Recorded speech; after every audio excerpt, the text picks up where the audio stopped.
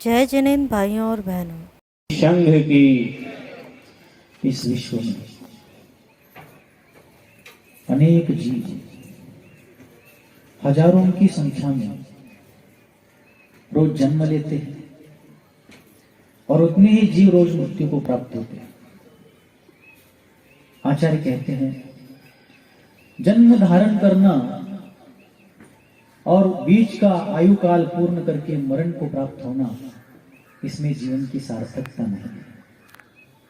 जीवन तो उसी का सार्थक है जो इस विश्व में दीपक की तरह जीता है, जिसने अपने स्वयं के जीवन को भी प्रकाशमान बना लिया और अंधेरे में ठोकर खाते हुए भटकने वाले लोगों को भी जो प्रकाश प्रदान करता रहा, जिसका जीवन चंदन की तरह है, जो स्वयं को घिसता रहा लेकिन अपने जीवन के साथ साथ पास में आने वालों का जीवन सुगंधित करता रहा। इसलिए संस्कृत नीतिकारों ने एक श्लोक कहा, बहुत सुंदर श्लोक है, सुन रहे सभी लोग। संस्कृत नीतिकार कहते हैं परोपकाराय वहन्ति नद्यः। नदियां होती हैं वो परोपकार के लिए बहती है। परोपकाराय वहन्ति नद्यः परोपकाराय फलन्ति वृक्षाः परोपकाराय दुहन्ति गावः परोपकाराय सताम विभूति। नदी होती है, उद्गम स्थल से अपना प्रवास प्रारंभ करती है। कृष्णा नदी ने यहाँ महाबलेश्वर में उद्गम पाया और वहां जाकर के आंध्र प्रदेश में बंगाल की खाड़ी में अपने जीवन का समर्पण कर दिया। वो सीधा जाती तो उसके प्रवास की लंबाई बहुत कम हो जाती, लेकिन बहुत घूमते हुए, बहुत मोड़ लेते हुए, बहुत टर्न लेते हुए उस नदी ने अपना प्रवास, अपनी यात्रा पूर्ण की। क्यों? क्योंकि सिर्फ मुझे समुद्र तक पहुंचना नहीं है, मार्ग की सारी धरती को हरितिमा से मुझे अलंकृत करना है। मार्ग के सारे रास्ते में आने वाले सभी जीवों का जीवन सुजलाम सुफलाम बनने में मुझे सहायक बनना है। और वह नदी अपने घाट पर आए हुए, अपने पात्र में आए हुए, अपने आगोश में आए हुए लोगों को, वो सज्जन हो, दुर्जन हो, मनुष्य हो, पशु हो, गरीब हो, श्रीमंत हो, अपना हो, पराया हो, हर किसी को अपना जल उदारता पूर्वक प्रदान करती। और वह जल प्रदान करते समय उस नदी ने कभी किसी से कोई अपेक्षा, परोपकार करते हुए भी किसी से प्रति उपकार की अपेक्षा नहीं की। ऐसा उस नदी का जीवन। परोपकाराय वहन्ति नद्यः परोपकाराय फलन्ति वृक्षाः। आपने कभी सुना है, कभी देखा है कि पेड़ को लगे हुए सारे फल उस पेड़ ने ही खा लिए? कहीं सुना है क्या आप लोगों ने? विश्व में ऐसा आज तक ना हुआ है, ना होगा। एक बार एक आम का बहुत विशाल वृक्ष था, सैकड़ों फल प्रति मौसम में उसको लगते थे, हजारों फल वो प्रदान करता था। आने जाने वाले सभी लोग उसका फल खाकर तृप्त होते थे। उस पेड़ पर बसने वाले पंछीगण उन फलों के माधुर्य का स्वाद लेते हुए अपने जीवन को आनंद विभोर कर लेते थे। ऐसा वह वृक्ष एक दिन धरती उस पेड़ की परीक्षा लेने के लिए उसे कहती है कि देखो, मैं तुम्हें अपने हृदय का रस, अपने भीतर का रस मुक्त हस्त से तुम्हें प्रदान करती हूँ, और तुम जो हो कि उस फल से, उस रस से फल बनाते हो और वो फल बिना किसी मूल्य के औरों को लुटाते हो। आज मैं तुम्हें आज्ञा करती हूँ कि इसके आगे तुम अपने फल किसी को नहीं दो। पेड़ कहता है धरती माता, ऐसा तो संभव नहीं है, मेरा जीवन ही देने के लिए। तो क्या कहता है? मेरा जीवन देने के लिए है, जो रख लेता है वो सड़ जाता है। आप लोग बताइए, जीवन जीने के लिए श्वास लेना आवश्यक है क्या नहीं? तो आचार्य कहते हैं जीवन जीने के लिए श्वास लेना जितना आवश्यक है, उतना ही जीवित रहने के उच्छ्वास को छोड़ना भी आवश्यक है। उसी प्रकार चरितार्थ को जुटाने के लिए, अपने जीवन को, अपने परिवार को पालने पोसने के लिए धन का अर्जन करना जितना आवश्यक है, उसी प्रकार जीवन को पावन बनाने के लिए धन का विसर्जन करना भी उतना ही आवश्यक है। इसलिए आचार्यों ने, जिनेंद्र भगवान ने और कलिकाल सर्वज्ञ भगवान कुंद देव ने श्रावकों के दो मुख्य कर्तव्य कहे, दान और पूजा। यही श्रावक का मुख्य कर्तव्य है। अतः परोपकाराय फलन्ति वृक्षाः। वृक्ष कहने लगा मेरा जीवन देने के लिए है, रख लेने के लिए मैं जीवित नहीं हूं। धरती रोष में आती है और उस वृक्ष से कहती है कि देखो, यदि तुम मेरी आज्ञा का उल्लंघन करते हो तो मैं अपना रस में देना बंद कर दूंगी। वृक्ष विनम्रता से कहता है, माँ यदि तुम ऐसा करती हो तो तुम्हारी मर्जी, तुम स्वतंत्र हो, तुम बड़ी हो, तुम महान हो, मैं तो उसमें कुछ कह नहीं सकता, लेकिन तुम मुझे रस देना बंद करोगी तो भी देने का कार्य मैं निरंतर करता रहूंगा। धरती ने सचमुच उस वृक्ष को अपना रस प्रदान करना बंद कर दिया। वृक्ष की हरितिमा नष्ट हो गई, पतझड़ आ गया, वृक्ष सूखने लगा, कमजोर होने लगा। लेकिन फिर भी जो आते जाते रहे उनको हल्की सी क्यों ना हो छाया देता रहा। और अंत में ऐसी परिस्थिति आई कि वृक्ष मरणासन हो गया, लेकिन फिर भी वो अपने सूखे पत्ते, सूखी टहनियों के माध्यम से लोगों को ईंधन प्रदान करता रहा, देता ही रहा। उस वृक्ष की उदारता देख करके धरती द्रवीभूत हो गई और उसने उसको फिर से रस देना प्रारंभ किया और कहने लगी, बेटा तुम्हारा जीवन देख करके मैं आज प्रसन्न हो गई और तुम्हें जन्म देना मेरा मातृत्व सफल हो गया। तब वृक्ष कहता, माँ कि आपकी महानता है, लेकिन यदि आपने आज मुझे रस फिर से देना प्रारंभ किया, यदि नहीं भी देती तो मैं मर जाता, लेकिन अपने पूरे शरीर को लोगों के लिए ईंधन के रूप में प्रदान करके उनका अन्न पकाने के लिए क्यों ना हो, मैं अपना समर्पण, अपना बलिदान कर देता। इसलिए परोपकाराय फलन्ति वृक्षा, वृक्ष स्वयं के लिए कभी फलों का निर्माण नहीं करते। परोपकाराय दुहन्ति गावः, गाय का दूध निकालते हैं, गाय भैंसा जी का चारा क्या डालते हैं, उसको भोजन क्या देते हैं, जलेबी लड्डू, क्या लुचई लड़वा क्या देते हैं, सूखा रूखा सूखा चारा उसको हम डालते हैं, हरी वनस्पति हरा चारा हम उसको डालते हैं। बहुत से पशुओं के नसीब में वो भी नहीं होता है, रूखा सूखा भूसा खा लेते हैं, लेकिन दूध देते समय अमृत का स्वाद आ जाए ऐसा मधुर दूध देते हैं। क्या आपने कभी पशुओं का दूध स्वयं पशुओं को पीते हुए देखा है? अपने बछड़े के लिए, अपने अपत्य के लिए, अपनी संतान के लिए थोड़ा सा दूध उसके शक्ति की आवश्यकता के अनुसार वो दूध प्रदान करते हैं। मानव उसमें भी स्वार्थी हो गया, उसने बस उसके बछड़े को उसके थन से निकाल लिया, वो जब धार छोड़ देती है, पनियों दे देती है, उसको अलग कर दिया, दूध पीने को नहीं दिया। लेकिन मनुष्य को लगता है कि हमारे पास ही दूध थी। वो गाय भैंस पहचान लेती है, समझ लेती है कि इस मनुष्य ने मेरे बछड़े को दूध नहीं दिया, तो दूध जितना बछड़े के कोटे का दूध है वो ऊपर खींच लेती है और दूध निकाल कर छोड़ देने के बाद फिर से जो कोई किसान, जो कोई पशुपालक बछड़ी को छोड़ता है, तब वो गाय भैंस फिर से उस दूध को बछड़ी के लिए प्रस्तुत कर देती है, प्रवाहित कर देती है। लेकिन ज्यादा से ज्यादा दूध मानव मात्र के लिए प्रदान करती है। इसलिए परोपकाराय वहन्ति नद्यः परोपकाराय फलन्ति वृक्षः परोपकाराय दुहन्ति गावः परोपकाराय सताम विभूति।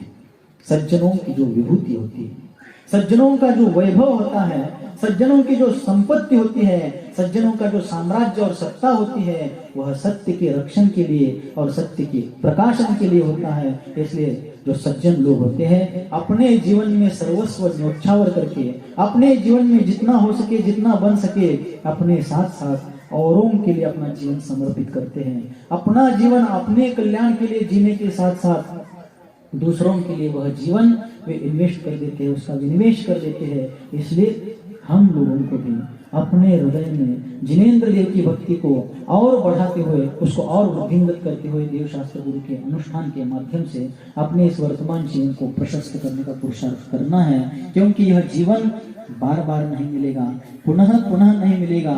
आज मिला है, पता नहीं वह अगली बार फिर से मनुष्य पर्याय कब मिलने वाली है। अतः आज हमारे हाथ में अवसर है। जिस संपत्ति का व्यामोह, जिस धन संपदा की आकुलता हम करके बैठते हैं, जिसके प्रति मूर्छा रखते हैं, वह इतनी नश्वर है, कितनी क्षणभंगुर है, वो कितनी नश्वर, कितनी क्षणभंगुर है, कोरोना काल ने हमें दिखा दिया है।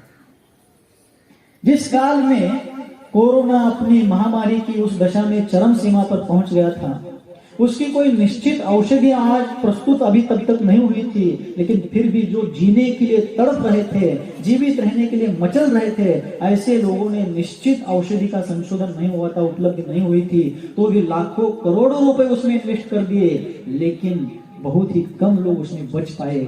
और बहुत से लोग ऐसे रहे जिन्होंने एक साम्राज्य की तरह अपना वैभव ऐश्वर्य फैलाया था, लेकिन उनका अंतिम संस्कार तो नगर पालिका के लोगों ने कर दिया। फिर ऐसी धन संपदा, ऐसा वैभव ऐश्वर्य किस काम का? अतः जीवित रहते समय हम ऐसा कुछ कार्य कर चले, हम ऐसा कुछ काम कर चले कि हमारा जीना भी और हमारा मरना भी सार्थक हो जाए, तभी इस जीवन में कुछ अर्थ है।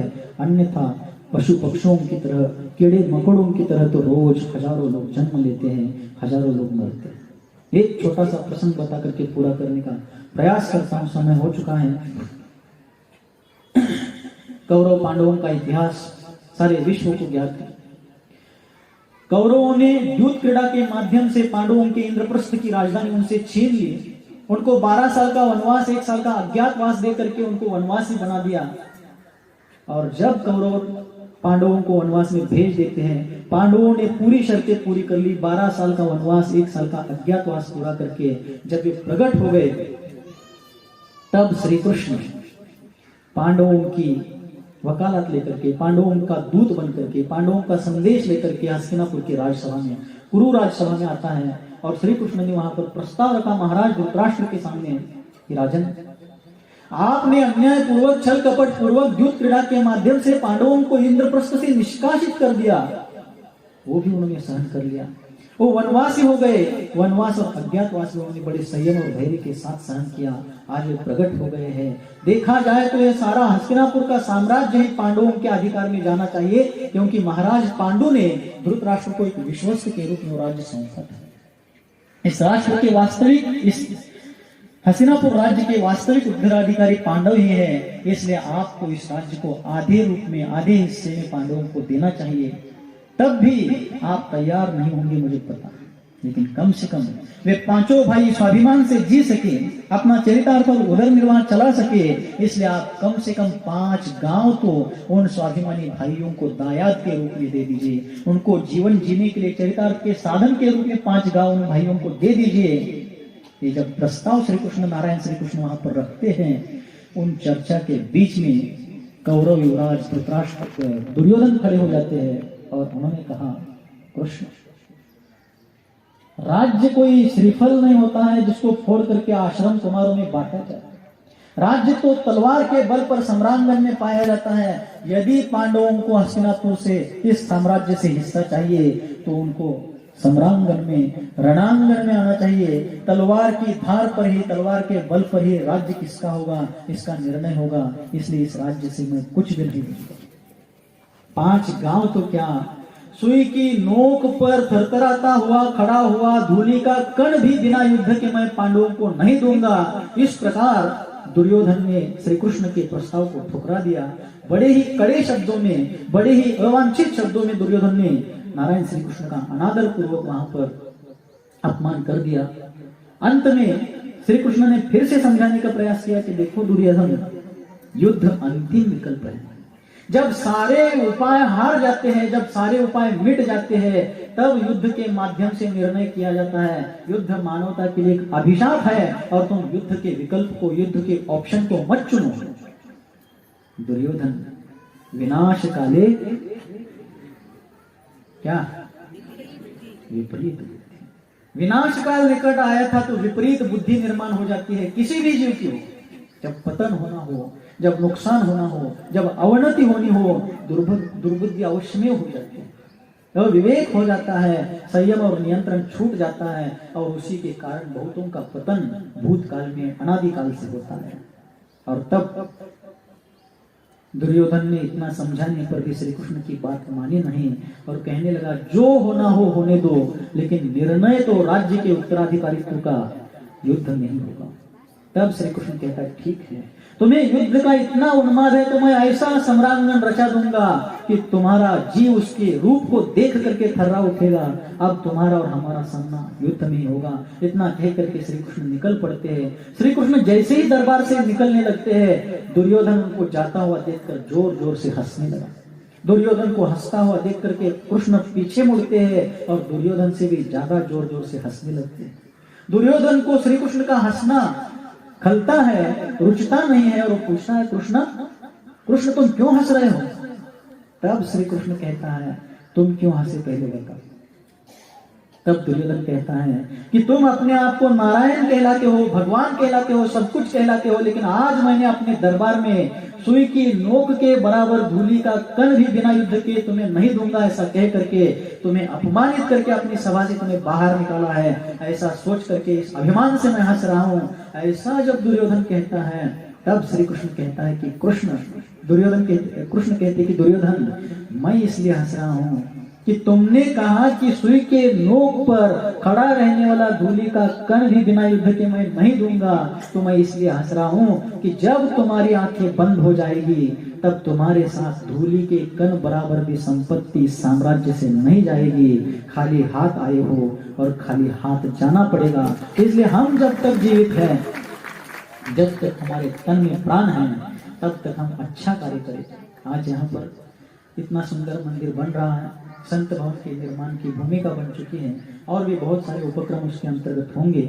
आज मूल नायक भगवान शांतिनाथ, कुंठनाथ, अरहनाथ प्रतिमाओं को विराजमान करने के पात्रों का चयन किया जाएगा। शास्त्रों में, जिनवानी में जिन बिंब को विराजमान करने की बहुत महिमा बताई। मंदिर बन गया। क्या बन गया? मौन है, मौन है आप लोगों का। मंदिर बन गया, लेकिन उस मंदिर में भगवान ही नहीं है। शरीर तो है लेकिन उसमें प्राण ही नहीं है। तो भगवान के बिना मंदिर का कोई औचित्य नहीं। प्राण के बिना शरीर अस्पृश्य है, चेतना के बिना शरीर अस्पृश्य है। उसी प्रकार मंदिर भगवान की उपस्थिति के बिना पूजनीय, वंदनीय नहीं है। मंदिर बनाने का कार्य तो चल रहा है, लेकिन जिन बिंब वहां पर विराजमान जब तक नहीं होगा तब तक वह पूजनीय नहीं होगा, दर्शनीय, वंदनीय नहीं होगा। आज जिन बिंब को वहां पर स्थापित करने का पात्र चयन किया जाएगा, लेकिन उसकी महिमा हम समझे।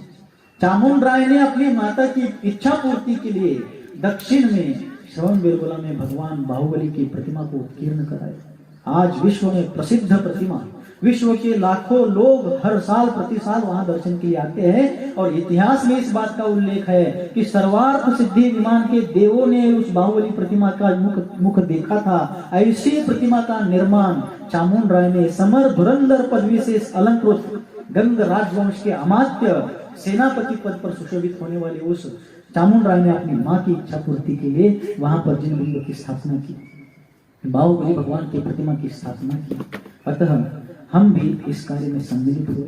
आचार्यों ने जिनागम्य मनुष्य गति और तिर्यंच गति में सम्यक दर्शन के प्राप्ति के बाह्य कारणों का वर्णन करते हुए कहा, जिन मंदिर के दर्शन से सम्यक दर्शन की प्राप्ति की चर्चा कहीं पर भी नहीं। जिन बिंब दर्शन, किसका दर्शन?